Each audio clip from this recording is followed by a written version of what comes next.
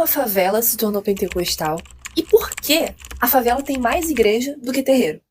Olá, crente, webcrente e pessoas normais. Eu sou Pamela Campos, historiadora da religião e representante da editora Recriar, e tô aqui para mais uma viagem no tempo com vocês. Mas como as periferias que sempre tiveram tanta expressão das religiões de matriz africana perderam esse espaço e se tornaram cada vez mais pentecostais? A resposta se dá com o surgimento da terceira onda do pentecostalismo no Brasil, que vem nas décadas de 1970 e 1980. Igrejas como a Universal do Reino de Deus, Mundial da Graça e tantas outras, que, assim como nas fases anteriores, também se concentraram em experiências especiais com Deus e transformações pessoais. No entanto, nessa terceira fase, as igrejas começaram a usar meios de comunicação modernos, como rádio, televisão e mais tarde a internet, para alcançar mais pessoas com sua mensagem. Além da ênfase da prosperidade e da cura divina, havia um elemento distintivo nessa terceira onda: a incorporação de elementos das religiões de matriz africana, como estratégia de contextualização e adaptação das culturas locais. Essa apropriação se manifestou na incorporação de elementos rituais, expressões musicais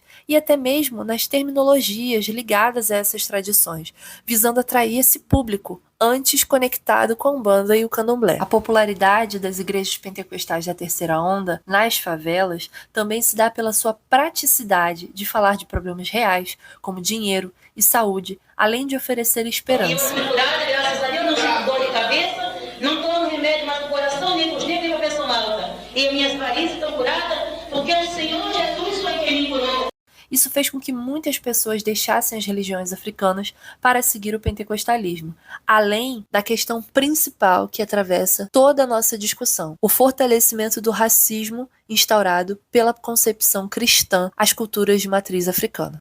Se a gente ficasse só na semelhança, seria maravilhoso, mas infelizmente a terceira onda do pentecostalismo também vem com uma nova questão, que é essa teologia da batalha espiritual, já presente em outros elementos pentecostais, mas dessa vez ela une como um inimigo comum as representações e toda a cosmogonia das religiões de matriz africana.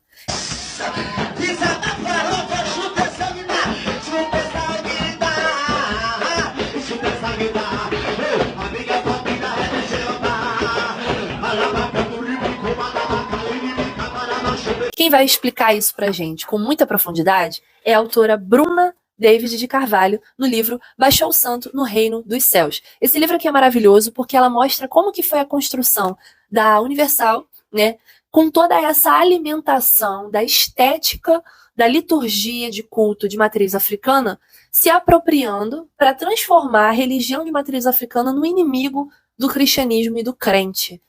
Segundo Ari Pedro, no livro Neopentecostalismo Macumbeiro, o autor vai dizer que a Igreja Universal tem uma prática de religiofagia, ou seja, a igreja que come igrejas ou outras práticas religiosas. E é basicamente isso que ela tem feito, né? Uma grande absorção dos elementos de outras religiões, utilizando o discurso cristão para poder chamar esses fiéis e traduzir tudo isso numa linguagem colonizadora e preconceituosa.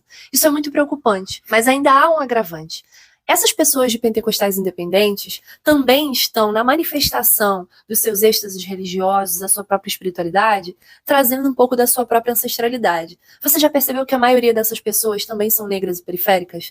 Muito disso tem relação direta com a maneira de se cultuar que vem das tradições africanas. E isso é uma maneira também de se conectar com as suas origens. O problema de tudo é que quando esse fundamentalismo neopentecostal perverso corrompe a noção de pertencimento africano como algo puramente demoníaco. E outra coisa que acontece é a marginalidade dessas igrejas, seja dentro do próprio campo protestante, quanto fora. Muitas vezes as igrejas pentecostais independentes de periferia são taxadas de violentas, de intolerantes e como se fossem as únicas responsáveis pelo cenário de abuso religioso que existe no Brasil. O que não é verdade, uma vez que o que a gente viu nos últimos anos foi toda uma agenda política organizada por pessoas da ala reformada protestante histórica, e não só pentecostais e neopentecostais. Mas é importante também a gente assinalar que não é só de intolerância e teologia da prosperidade que vivem as igrejas pentecostais e neopentecostais. Aliás, esse é um olhar muito superficial e preconceituoso. Se as igrejas pentecostais elas têm tanta adesão nas camadas populares, não é porque o povo periférico, que eu também faço parte, é muito ingênuo ou ignorante. Não. É porque no discurso pentecostal existe uma prática litúrgica que se preocupa com o cotidiano e tem um senso de comunidade muito forte. Muitas vezes, essas pessoas que participam das igrejas pentecostais independentes só se veem com dignidade reconhecidos dentro de suas igrejas. Afinal de contas, onde que uma mulher preta, periférica, semi-analfabeta vai ter espaço numa sociedade elitista e racista que não seja dentro da igreja na qual ela também é uma missionária? Esse papel também é muito importante para a gente entender por que as periferias abraçam com tanta vontade o discurso pentecostal. E também perceber que são as igrejas pentecostais que vão estar de olho nas questões de teologia pública, como, por exemplo, população carcerária, reabilitação de pessoas que são usuários e dependentes químicos e tantas outras questões que muitas igrejas protestantes reformadas, por serem mais individualistas e elitistas, não estão disponíveis. Isso também tem uma semelhança com a própria visão de caridade que a Umbanda oferece nos seus terreiros. Apesar de que durante esses anos, mais recentes, a gente está falando da década de 60 para cá, a Umbanda foi se embranquecendo e se elitizando cada vez mais. Isso já é uma realidade para vários pesquisadores da própria religião.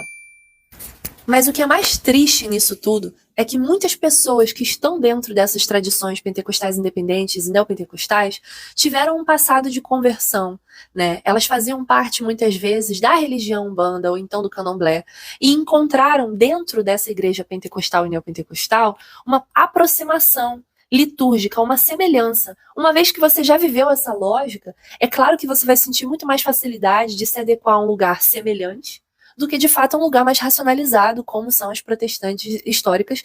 E isso é muito triste, porque você se apropria da linguagem de uma religião e usa ela contra essa própria religião. O que a Universal tem feito até aqui, com os seus cultos de exorcismo, de libertação, chamando Exus de demônios e tantas outras entidades, e também utilizando até de patuais como elementos de santificação, como é o caso da gente ver os olhos ungidos, as roupas brancas, nos cultos de exorcismo de sexta-feira e tantas outras práticas que se assemelham muito à religião de matriz africana. Se você gostou desse vídeo, eu indico as leituras do livro da Bruna, que eu já falei para vocês, Baixou o Santo no Reino dos Céus, e também o livro Pentecostalismos e Sociedade. Para as outras referências bibliográficas que eu utilizei aqui, atenção no print. Vou deixar aqui para vocês. Um beijo e até a próxima.